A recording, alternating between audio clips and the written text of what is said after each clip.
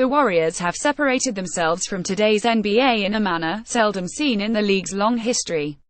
People no longer compare them to the rest of the league, instead choosing the history books for more interesting parallels, and on the eve of the 201,718 season, there's a dynamic connection at hand.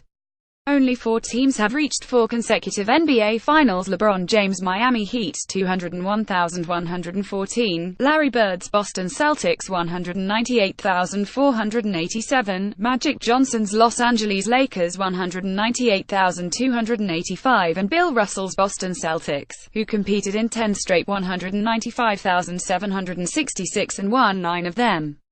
The Warriors are on the verge of joining the 4 Finals club, but the notion carries deeper meaning. Namely, who's going to stop them from winning championships over the next few seasons? Opposing teams can only shake their heads, and have been doing so, with great vigor, over the Warriors' master plan. Stephen Curry is signed up for 5 more seasons, Draymond Green for 3, Klay Thompson for 2, Andre Iguodala for 3. Kevin Durant has opt-out options at his disposal, but there's little doubt he'll wear a Golden State uniform as long as there are championships to be won. He has seen the other side, and he loves the Bay Area, for now and for post-career business opportunities.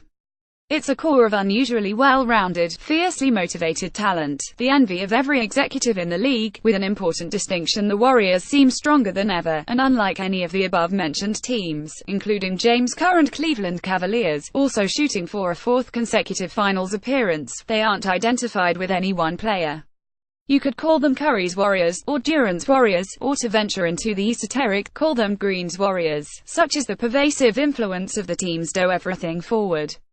With last year's team returning virtually intact right down to the center alignment of Zaza Pachulia, David West and JaVale McGee, the Warriors are as set for the future as any NBA powerhouse in memory. Only those Celtics of the 1960s come close, winning all those titles with essentially the same cast and building harmony as they went. Some might argue that Magic are Bird-anchored teams even more talented than the Warriors, but those Lakers and Celtics were constantly at odds, trading championships and enduring and rebounding from crushing defeats. Even the most cynical observers have concluded that the only thing stopping the Warriors, this year or in the immediate future, is the unforeseen. Debilitating injuries are a part of life in the NBA, and the Warriors well understand, particularly Curry, Durant and Shaun Livingston. It would take quite a catastrophe, though, to derail this team, as we learned last year when Durant missed 20 games and the team, particularly Curry, didn't miss a beat. The Warriors have drawn the label of villains in some quarters, but certainly not among seasoned fans who appreciate authentic teamwork and fundamentals. Curry and Thompson lifted them to unprecedented heights in three-point marksmanship, yet they embrace mid-range shooting and the occasional post-up. Whereas most teams inevitably default to isolation sets in a crisis, the Warriors thrive on constant ball movement and aggressive, relentless screens, all about finding the open man.